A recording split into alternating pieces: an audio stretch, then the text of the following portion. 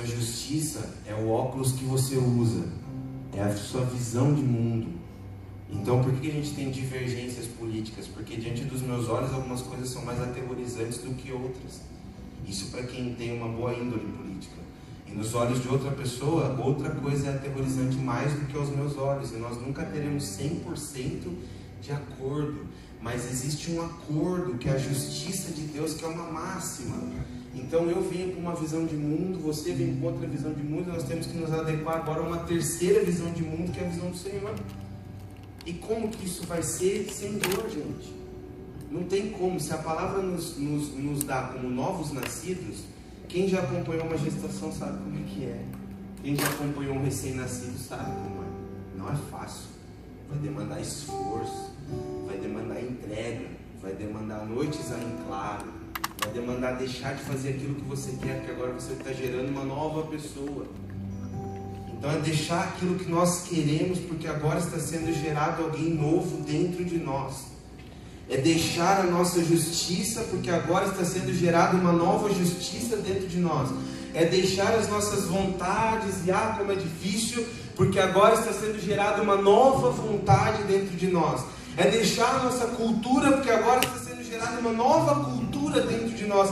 Você entende agora? Eu morri para mim mesmo? É morrer. Amém. Não tem zumbi para mim mesmo, não tem meio vivo, meio morto. Eu morri 50% para mim, para dar 50% para o Senhor. Não tem como, irmãos. O que comanda uma vida é um lugar só. Guarda o teu coração. Amém.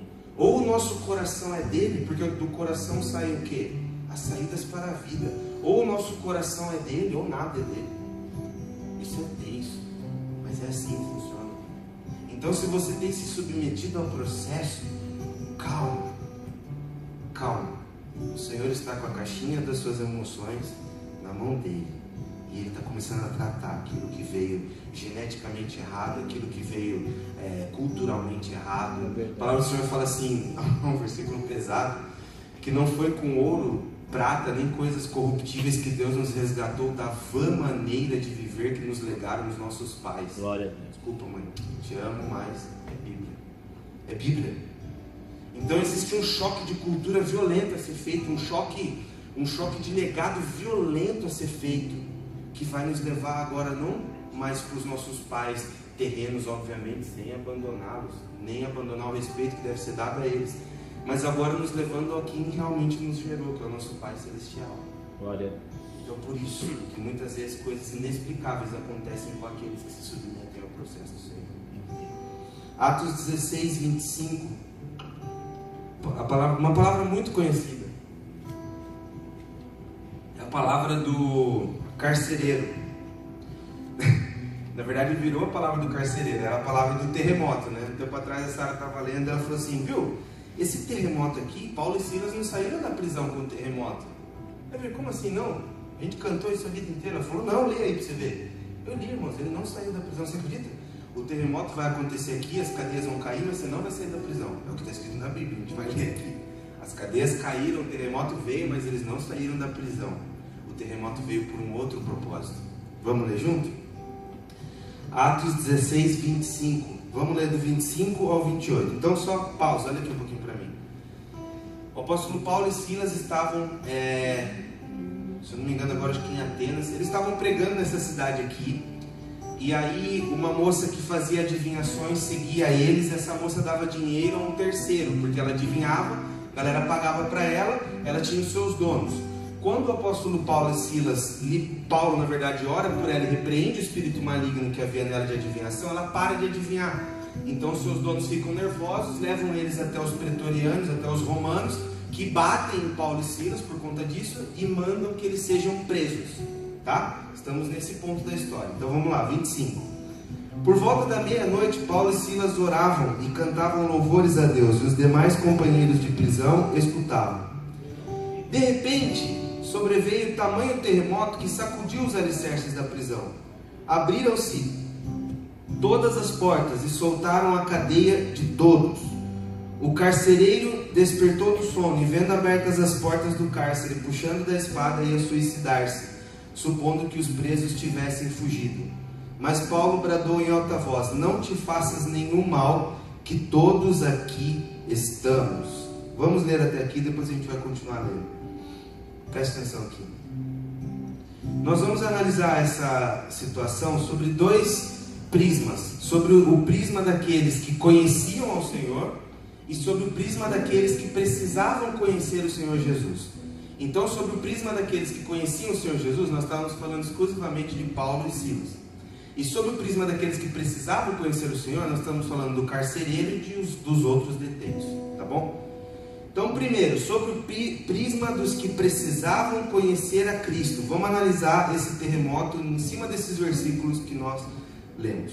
Primeira coisa, a frustração de um encargo humano pode nos destruir. Presta atenção nisso. A frustração de um encargo humano pode nos destruir. Por isso a diaconia, né, o ministério, diaconia não são só diáconos. Qualquer palavra que você pegar no Novo Testamento, a maioria delas que diz acerca de serviços, de doação de donativos, é diaconia. Então, o ministério, a diaconia, o servir aos santos, o manifestar a igreja, que nós tanto falamos, o manifestar o reino, não pode ser um serviço humano. Se for humano, ficaremos cansados. Se você servir ao reino de Deus por um esforço humano, seja para alimentar e atender um ego seu, seja para atender um desejo de um terceiro, se a força motriz for humana, se o desejo de servir e de fazer for humano, ou qualquer outro encargo humano que você tiver, que você colocar num patamar de irrevogável, inegociável, impossível de ser deixado, qualquer encargo humano que você colocar acima das suas forças pode te destruir. Por isso que é importante eu e você entendermos que nós somos homens. Deus nos trata como homens. Não tem uma expectativa minha diferente de um homem pecador. E não tem uma expectativa sua diferente de um homem pecador. Um encargo humano acima daquilo que nós entendemos como correto, que se isso acontecer, isso não pode acontecer em hipótese alguma. Qualquer coisa pode acontecer, irmãos. Se nós estivermos fincados no Senhor para desenvolver tanto a nossa parte humana do mundo, aquilo que nós nascemos para servir o mundo, quanto a servir ao Senhor, a nossa força será outra. O que vai nos mover até o nosso propósito, seja o nosso propósito secular para servir a terra, a nação, como um posicionamento no seio do corpo da terra, seja para servir a igreja como um posicionamento no corpo do reino. Se essa força, se o que me impulsionar a isso for o Senhor, então eu não vou ficar cansado, porque Ele vai estar me sustentando. E nisso você vê homens na Bíblia, e homens da nossa história que não estavam na Bíblia, tantos homens de Deus, tantos mártires, que morreram queimados, que morreram decapitados. Por quê? Porque a força que os movia não era o homem. Isso é uma argumentação em favor do cristianismo, porque o pessoal dizia assim: como que esses caras são loucos de irem para a fornalha, de irem para o Coliseu, serem comidos por leões, é só eles negarem ao Senhor Jesus. Mas o que os impulsionava a crer em Jesus, o que os impulsionava a se desenvolver nele, o que os impulsionava a se posicionar nele, não era um encargo humano, era a fé nele.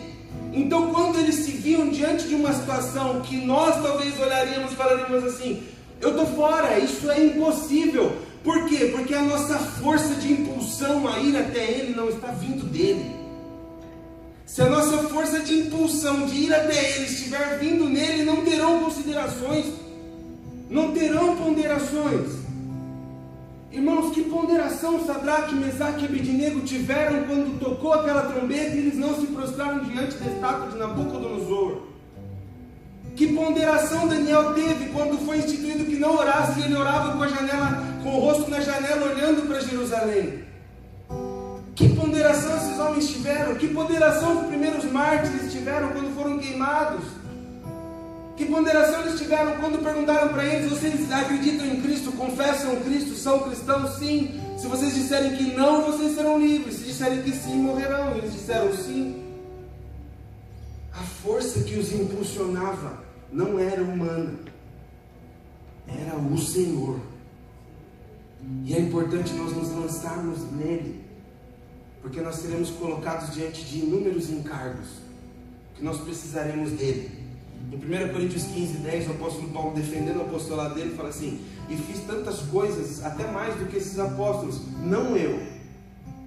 É engraçado isso. Abre 1 Coríntios 15, 10.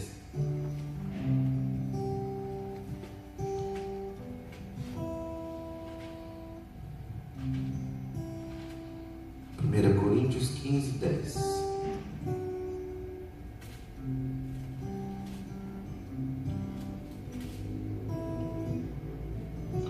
Mas pela graça de Deus sou o que sou, e sua graça que me foi concedida não se tornou vã. Antes trabalhei muito mais do que todos eles, todavia não eu, mas a graça de Deus comigo. O apóstolo Paulo reconhece que o combustível que o movimentou não foi ele mesmo, foi a graça do Senhor nele. Foi a graça de Deus sobre ele que fez com que ele fizesse todas as coisas que ele fez. Então o encargo que ele recebeu de Deus, ele não desenvolvia pelo homem, e nem ele desenvolvia para o homem, que precisava ser salvo, mas não pelo homem, não através do homem, não movido pelo homem. Quando o homem bateu em Paulo, quando o homem cuspiu em Paulo, quando o homem negou a ajuda de Paulo, porque ele fala: eu sei passar fome, eu sei ter muito, eu sei ter pouco. Quando o homem fez tudo isso, Paulo não estava mirando a força do seu propósito, daquilo que ele desenvolvia em Deus, nos homens, diferentemente de nós. Por que nós frustramos? Porque nós esperamos algo dos homens, e isso muitas vezes não vem, isso nos frustra, isso nos machuca. Mas quando nós nos colocamos debaixo dessa força, debaixo dessa visão, desenvolvendo através dele, porque dele, por ele, para ele são todas as coisas. Existe uma fonte que gera vida, existe uma fonte que gera o olho, existe uma fonte que gera o braço, existe uma fonte que gera consciência, existe uma fonte que gera sabedoria. E onde está essa fonte? Nele, porque dele, por ele, para ele são todas, sem exceção são todas as coisas. O Pai escolheu que nele habitasse toda a plenitude da divindade, tudo que é santo, que é puro, que é justo, que é maravilhoso, tudo que pode fazer algo, tudo que pode se mover algo, tudo que pode desenvolver algo está nele. E tudo que nós fazemos, sentimos, pensamos em prol dele, de coisas boas que nós temos vem dele, porque de nós mesmos nós não temos nada. Então, irmãos, a frustração de um encargo humano pode te destruir, e se você estiver em cima de um encargo humano, você vai se cansar. Olha o versículo 23 e 24 de Atos 16, o que nós lemos no começo. Deixa aberto, tá? E depois de lhes darem muitos açoites, os lançaram no cárcere, ordenando ao carcereiro que os guardasse com toda a segurança. Olha o peso que os homens colocaram sobre o carcereiro. Guardem esses homens aqui, Paulo e Silas, com toda a segurança. Não deixe com que eles saiam. Aí ó, o versículo: este, o carcereiro, recebendo tal ordem, levou-os para o cárcere interior e lhes prendeu os pés no tronco. Então ele prendeu os pés no tronco dentro de uma cela. O carcereiro, ele recebeu aquele encargo humano: ó, não deixe que eles saiam, de uma forma que ele colocou aqueles homens da pior maneira possível, porque presos já era ruim. Agora ele fechou o pé deles, botou uma madeira no pé deles, falou: agora é impossível, os caras estão presos a uma madeira dentro de uma cela. Os terremotos promovidos pelo Senhor mostram quem nós somos para nós mesmos. Quem era o carcereiro? Vamos analisar os versículos 24 a 27. Olha o versículo 24. Este, recebendo a ordem, levou-os para o cárcere interior e lhes prendeu os pés no tronco. Ou seja, ele era extremamente zeloso e obediente.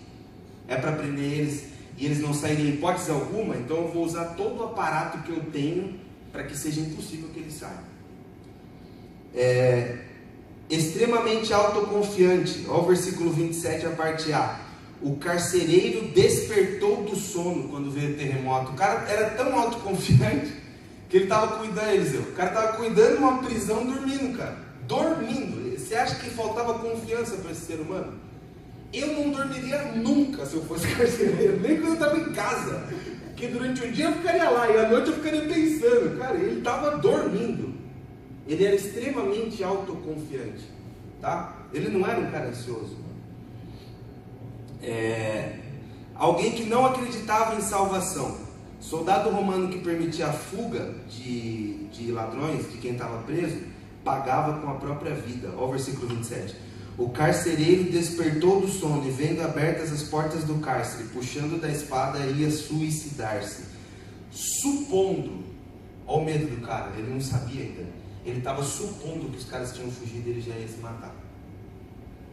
Então olha quem era o carcereiro. Um cara extremamente autoconfiante, extremamente zeloso e obediente, e alguém que não acreditava em salvação. Porque a hora que o negócio entornou de vez, ele falou: é melhor morrer porque não tem mais o que ser feito.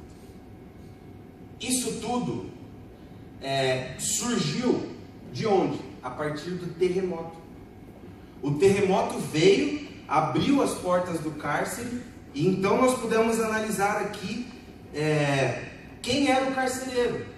Então, quando o Senhor envia para as nossas vidas os nossos terremotos, que nos desestabilizam, que tiram as coisas do lugar, que tiram as tampas das panelas, que nos fazem ficar sem entender o que está havendo, porque de repente estava tudo bem, eu prendi a perna do preso, eu coloquei o preso dentro da cela, não tinha como. Se houvesse uma rebelião, esse lugar está cercado de pretorianos. Se houvesse algum tipo de fechadura, eles teriam que abrir primeiro a madeira para depois abrir a cela. Eles estavam numa solitária, no meio de uma prisão, cercado de soldados. Medo do que eu tenho que ter? De nada. Mas quando o Senhor quer nos alcançar em alguma área da nossa vida que às vezes nós ainda não nos entregamos a Ele, às vezes ainda nós estamos segurando o nosso coração em determinada circunstância, em determinada área, aí eu quero falar igual a irmã lá, um terremoto vai acontecer. Vai acontecer aqui. Por quê? Porque você precisa ser chacoalhado.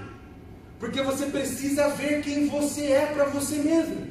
Nós estamos analisando aqui que o terremoto mostrou quem era o carcereiro.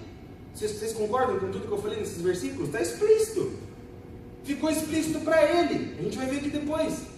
Então ele viu que ele era alguém que não acreditava que existia uma salvação. Ele era alguém extremamente autoconfiante. Ele era alguém extremamente, sei lá, talvez perseguindo essa mesma linha de personalidade dele, alguém snob. Alguém que não tinha medo de nada. E de repente vem o Senhor e chacoalha tudo e ele fica perdido. Então quando o Senhor quem enviou o terremoto? Foi Paulo e Silas? Não foi, irmãos. Foi porque Paulo e Silas estavam cantando? Não sei, não está escrito ali. Aí é uma poesia do cântico. Eles estavam cantando. Pode ser, não sei. Mas que o terremoto não veio para eles, a gente vai ver que não veio. Então o terremoto veio para quem? Veio para o carcereiro. Então quando isso acontecer na nossa vida, você vai ver e perceber que o Senhor está te desnudando para você mesmo. O Senhor está te desnudando para você mesmo. O terremoto vem dele. O terremoto que vem dele é um terremoto santo. É um terremoto que mostra quem ele é e mostra quem eu sou. E diante desse espelho, diante desse choque da luz dele com as minhas trevas, eu começo a ver as minhas imperfeições. Sabe que quando às vezes o cara vai endireitar uma parede, ele bota uma régua lá e ele começa a ver feixes de luz passando, ele percebe que tem imperfeições. Ele precisa consertar aquilo ali. Então quando o Senhor permite que esses terremotos aconteçam, que muitas vezes nos desestabilizam, muitas vezes nós ficamos perdidos, sem saber o que fazer, sem saber para onde ir, é o Senhor mostrando para nós quem nós somos e o quanto nós precisamos dele. Glória a Deus. É o Senhor consertando o nosso caráter deformado. É o Senhor consertando a nossa vida arrebentada. É o Senhor consertando a nossa cultura errada, a nossa justiça errada. É Ele mostrando para nós: ó, você é extremamente autoconfiante, muito bom. Você é uma pessoa que não se dissolve, muito bom. Você é uma pessoa zelosa e obediente, muito bom. Mas talvez você seja uma pessoa que não acredita em salvação. Talvez você está tão alicerçado em cima desses pilares que eu falei aqui, do zelo, da obediência, da autoconfiança, que para você nada é mais poderoso do que isso. E Ele precisa mostrar para você, Ele precisa arrancar às vezes as suas bases e mostrar que não é sobre isso que você está. Não são coisas para serem abandonadas, mas não são coisas para serem adoradas. Não são coisas para nós lutarmos contra, mas não são coisas para dizerem a nossa vida. São coisas que nós temos que andar, mas não nos dominar. São coisas que nós temos que observar, são valores importantes, mas que não ditam a nossa vida, a regra da nossa vida, porque muitas vezes, irmãos, o Senhor vai mandar nós fazermos coisas que não são zelosas. Semana passada nós falamos de Pedro pular do barco e andar sobre as águas. Isso é zeloso? Não é, é loucura, é água. Até então ninguém tinha ficado firme em cima d'água, a não ser barco, ele era pescador e sabia disso. Mas o Senhor às vezes precisa nos enviar a coisas que quebram o nosso paradigma para o desenvolvimento da justiça dele em nós e para o desenvolvimento do nosso propósito nele. E Ele vai nos mandar fazer coisas que fogem do padrão. Então, para Ele mandar nós fazermos coisas que fogem do padrão, primeiro Ele precisa desconstruir quem nós somos. Porque senão, quando Ele nos chamar para fora do barco, nós não teremos conhecimento de que Ele é o Messias, de que Ele é o Mestre, acharemos que é uma assombração e não pularemos. Não viveremos aquilo que Ele tem para nós, não desenvolveremos aquilo que Ele quer de nós. Estaremos fincados em cima do nosso próprio nossa própria justiça, da nossa própria segurança. E a segurança nossa vem dele. Glória a Deus. A nossa justiça tem que ser a dele. Amém. Nós somos filhos dele. Amém? Amém. E quem é você? Uma pergunta aqui para você pensar durante os dias, até o dia que você for morrer, e eu também. Quem é você? Quem somos nós? O terremoto foi um gerador de consciência. O terremoto foi um gerador de consciência. Os nossos terremotos são geradores de consciência. Seu Deus não era mais Roma. O Deus do carcereiro não era mais Roma depois do terremoto. Ele foi salvo de Roma, agora ele era de Cristo. Olha o versículo 30.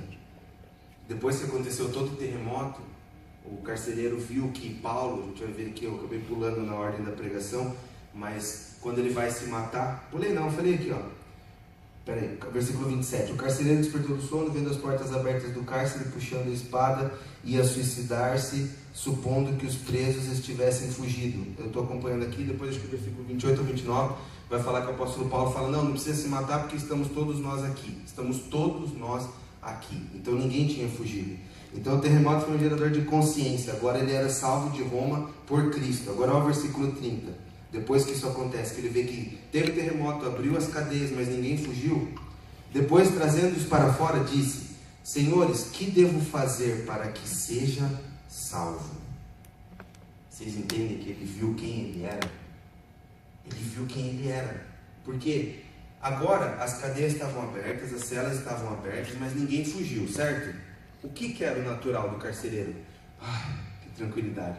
Entra todo mundo, Paulo, Silas, senta aí.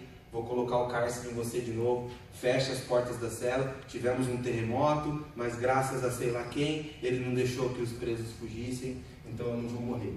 Essa era a ordem natural das coisas, certo? Aconteceu um problema, ele viu que o problema foi resolvido, acabou. Mas não foi isso que o terremoto gerou nele. Vocês vão ver, acho que o versículo 29 vai falar que ele entrou trêmulo na sala, dobrou o joelho e falou com Paulo e Silas. Ou seja, naquele instante, aquele terremoto, aquela fração de segundos, gerou nele uma nova consciência. Ele viu que ele dependia de Roma. Por quê? Porque ele ia se matar por causa de Roma, por causa de um encargo humano, por causa de uma... Tudo bem, ele pensou na hora assim, eu vou morrer, os romanos vão me matar, então eu prefiro me matar. Então a segurança dele, na verdade, estava em Roma. O medo dele estava em Roma. Mas quando aquele terremoto veio, eu não sei o que conscientemente gerou nele, mas ele deu um choque, até o ponto dele virar e entender que ele precisava ser salvo. E esse salvo aqui já não é mais ser salvo de morrer, porque ninguém tinha fugido, não aconteceu absolutamente nada. O terremoto só atingiu aquela cadeia, abriram-se as cadeias e ninguém fugiu. Isso é outro mistério. O apóstolo Paulo conseguiu segurar detento lá dentro. Ele virou para o cara e ele falou em nome dos detentos, não precisa se matar, nenhum de nós se perdeu. Então aquele terremoto veio para libertar Paulo e Silas. Vocês vão ver, seguindo o versículo, que Paulo e Silas não foram libertos. Aquele terremoto veio para quem? Veio para o carcereiro. E o carcereiro entendeu isso. Então agora ele chega para Paulo e Silas e fala, o que eu preciso fazer para ser salvo? Porque tudo isso que aconteceu gerou uma consciência em mim de que eu preciso de salvação, de que eu não consigo me salvar, de que minha autoconfiança, que me fazia dormir na cela, de que o meu zelo que fez prender os pés de vocês é minha confiança, de que o meu medo por Roma é menor do que esse que enviou o terremoto. Existe alguém que tem poder para me salvar acima de César. Foi o que o carcereiro viu. E ele não foi apelar para César para ser salvo. Agora voltou. Ele não foi apelar para César para ser salvo. Ele foi apelar para os detentos que ele tinha prendido, para Paulo e Silas. Isso nós falamos sobre o prisma daqueles que precisavam conhecer a Jesus. Agora, imagine, se coloque nessa situação. Imagine como os detentos ficaram depois que isso tudo aconteceu. Imagina o que estava passando na cabeça daquele ladrão, daquele homicida, daquele cara que estava lá preso e ele viu tudo isso que aconteceu. Imagina o que foi gerado na cabeça deles. Os caras estavam lá em mais uma noite, talvez tinha gente que estava lá há anos. De repente veio um terremoto, dentro da cabeça dos caras, é a hora, vamos sair correndo. E eu vejo nessa hora a figura do carcereiro assim, entregue, largado, porque como que ele vai segurar uma cadeia de detentos? E então, irmãos, aqueles caras não se entregam, eles não saem correndo, eles obedecem a Paulo, e eles ainda podem contemplar uma pregação, uma ministração de Paulo. Então olha como os terremotos de Deus, que às vezes atingem as nossas vidas, são usados de uma multiforme graça para atingir tantas outras áreas. Deus, na verdade, é como se fosse um jogador de xadrez. Você já viu o jogo de xadrez? Assim, às vezes o bispo está na frente do rei. Você tira o bispo, você mexeu o bispo, mas você deixou o rei para morrer.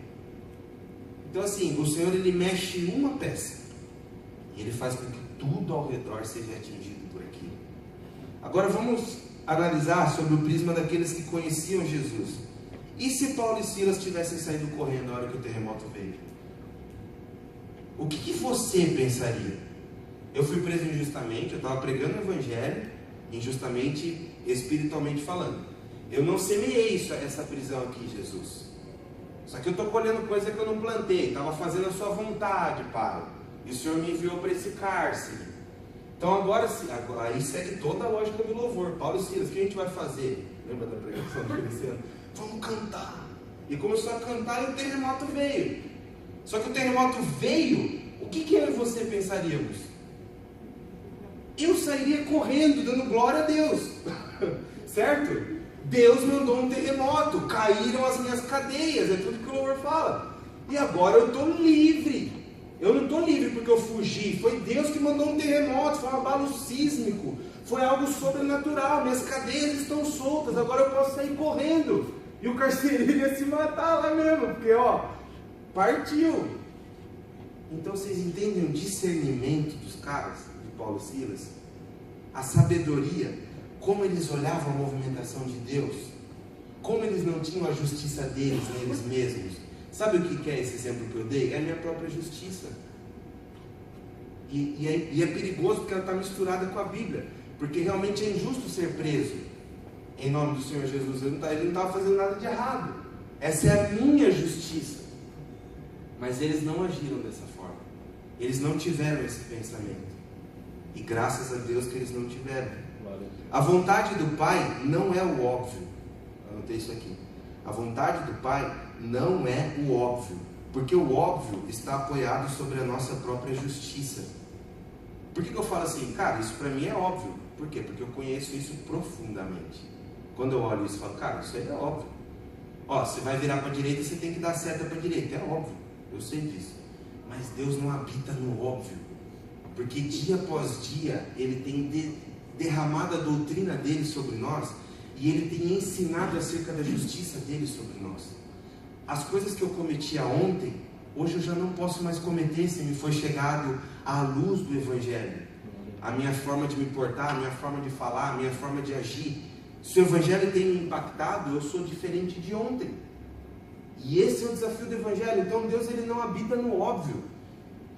O óbvio está apoiado sobre a nossa própria justiça. Isso tem que nos preocupar, porque nós precisamos muito estar nele. para conhecer a justiça dele e para fazer a vontade dele, para que quando venham os terremotos, poderia ser um terremoto para livrar eles de lá? Poderia. Aonde que estava a diferença disso? No discernimento de Paulo e Silas, que olharam aquela situação e falaram: calma, não é para sair correndo. Como assim? Não é, fica, é outro propósito. Aí de repente passa o carcereiro com a espada lá e Paulo: para! Esse é o propósito. Quem foi o mais atingido pelo terremoto? Deus mandou o terremoto para libertar o carcereiro, não os detentos. A cadeia de todos foi solta, mas ninguém escapou. Isso é tão louco quanto o terremoto. Provavelmente Paulo segurou, ele discerniu a situação, que nós falamos aqui. Agora o versículo 28, que eu falei que eu pulei. Mas Paulo bradou em alta voz: não te faças nenhum mal, que todos aqui estamos. Então o carcereiro, tendo pedido uma luz, entrou precipitadamente, correndo. Aquele cara que dormia em serviço, agora estava louco. Correndo e trêmulo, prostrou-se diante de Paulo e Silas. O terremoto atinge seu propósito através de Paulo e Silas, a salvação. Olha o versículo 31. Responderam-lhe Paulo e Silas: crê no Senhor Jesus, carcereiro, e será salvo tu e tua casa. E eles pregaram a palavra de Deus e a todos os de sua casa. Então, o terremoto aconteceu, eles foram levados até a casa do carcereiro, Paulo e Silas. Naquela mesma hora da noite, cuidando deles, lavou-lhes os vergões dos açoites. A seguir foi ele batizado e todos os seus. Então, levando-os para a sua própria casa, lhes pôs a mesa, e com todos os seus manifestava grande alegria por terem crido em Deus. Então, qual era o propósito do terremoto? Salvação. Qual era o propósito de Paulo e Silas estarem presos? Agora a gente está falando antes do terremoto. Qual era o propósito de Paulo e Silas estarem presos? Salvação. Então, aos olhos de Paulo e Silas, eles foram presos injustamente, mas eu tenho certeza que a partir daqui eles já tinham entendido o propósito de Deus. Silas, a gente foi preso para que esse cara fosse salvo, e ele foi salvo.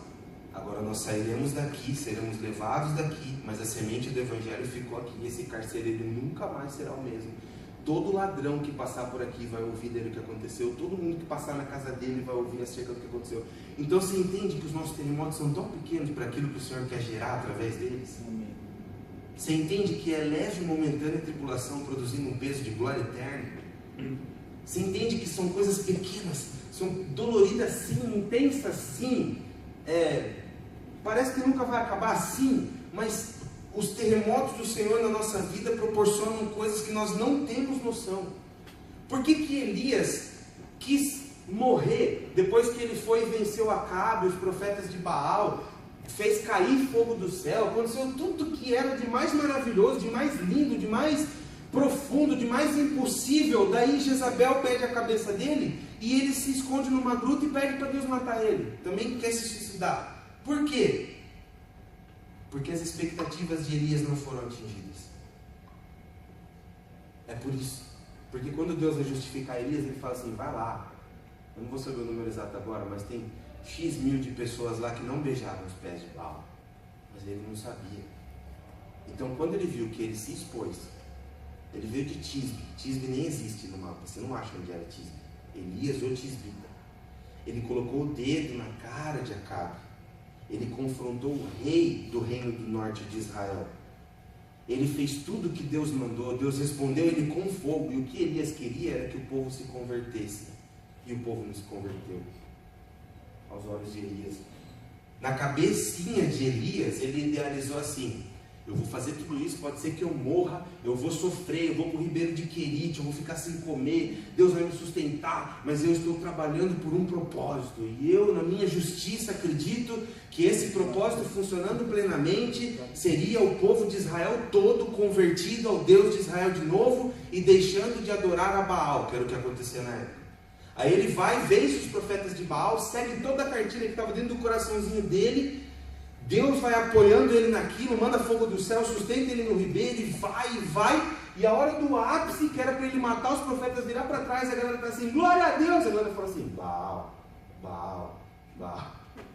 Aí vem lá a nossa amiga Jezabel e pede a cabeça de Elias. Então você entende que Elias não fica depressivo porque a Jezabel pediu a cabeça dele? Ele fica porque as expectativas dele não foram superadas. Ele achava que ia acontecer uma coisa, ele achou injusto que não acontecesse, porque ele reclama com Deus depois. E Deus fala, vai cara, que tem gente lá que não se dobrou a Baal, você não entendeu o propósito. Você não entendeu o que eu estou desenvolvendo através de você, você está achando que é uma coisa, e é essa coisa. É para o povo de Israel voltar para mim, mas não do jeito que você acha que tem que ser. Então, muitas vezes vai acontecer aquilo que Deus disse que aconteceria dentro do teu espírito, imprimiu no seu espírito a vontade dele para você, o seu propósito, você está desenvolvendo aquilo e vem esses intempéries, vem esses terremotos, e você fala assim, poxa, agora no fim do terremoto eu vou ser livre. E aí não, porque o terremoto não era para te libertar, era para o carcereiro conhecer a palavra do Senhor. A sua libertação vem depois, fica tranquilo, porque ele também não quer que você fique fedido numa masmorra e morra lá. Mas é o tempo, o propósito e o processo de Deus. Glória a Deus. E é isso que nos é incompreensível. Aqui é a doideira e a submissão de alguém que entende o tempo e o propósito de Deus. Paulo e Silas amigavelmente voltaram para as celas depois disso. Teve terremoto, eles saíram, foram, pregaram para a família do carcereiro. E depois eles voltam para a cela. Quer ver por que eles voltam para a cela? Olha aí, continuando o texto. 35.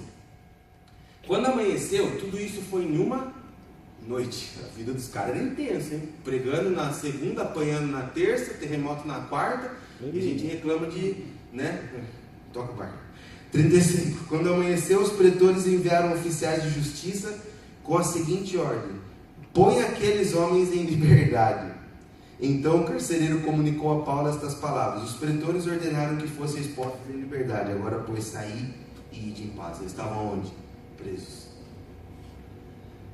Cara, será que a gente tem esse nível de intimidade, esse nível de submissão? Será que nós somos tão submissos ao Senhor a ponto dele abrir a porta da cela e a gente não sair? Porque a gente não ouviu ele falar para sair. Porque todas as situações nos desenha, né? Que sim, é o óbvio, mas ele me falou. Então eu fico aqui. Você já viu um cachorro bem adestrado? Ou às vezes um que foi adestrado pela mãe ou pela avó à base da chinela, que ele chega na porta da cozinha e não entra. Você fala, vem, ele fica assim, ó, e não entra. Por quê? Porque ele foi ensinado, ele não vai receber aquilo que ele foi ensinado. Existe porta ali? Não existe. A porta está onde? Aqui. Existe uma porta aqui que se abre de uma forma. Aí chega o dono e fala assim, pode vir. Aí ele faz o quê? Ele entra. É uma alusão de um animal e de um homem? Sim, nós não somos animais na mão de Deus, mas a nossa submissão tem que ser como de um cordeiro. A nossa submissão tem que ser inquestionável. Então, deu o terremoto, abriu a porta da cela, abriu a porta da prisão, todas as coisas contribuem para o bem daqueles que amam a Deus. Aí começa a vir os versículos. Estou te legalizando a carpilote. Mas ele não falou. E dentro do seu espírito você tem o sentimento de que não é a hora ainda. E as pessoas vão te achar louco, porque você está diante de um propósito burro, executando algo que aos olhos humanos é burrice, porque o mais fácil é vazar, o mais fácil é sair correndo, e ainda tem pessoas que vão usar os argumentos de Deus, porque o abalo sísmico veio de quem? De Deus. É o óbvio. Mas quando você tem um propósito, um discernimento, a porta se abre, mas você entende o que Deus quer fazer, então você não vai. E aí existe uma responsabilidade até maior aqui no texto, que Paulo não deixou ninguém.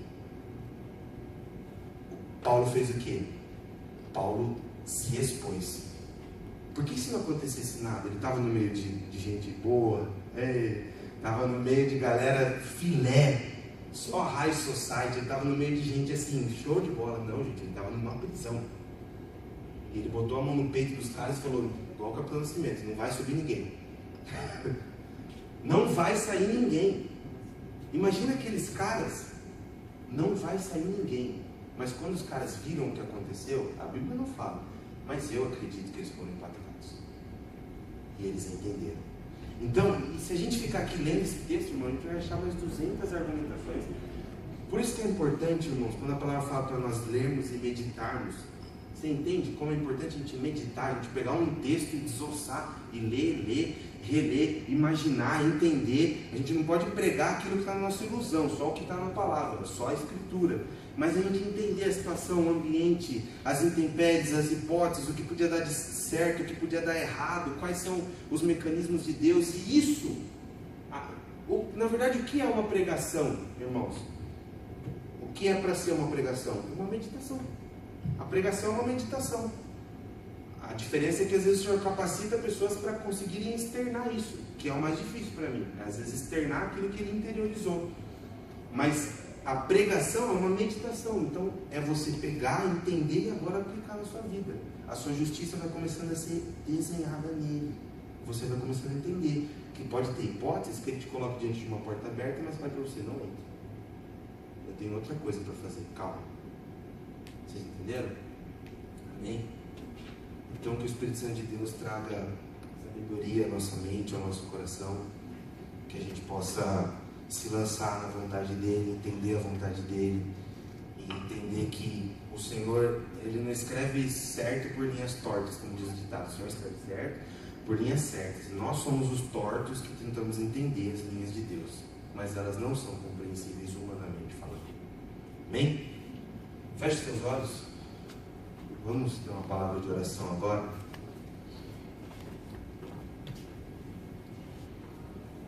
Queria pedir para o Ronaldo orar.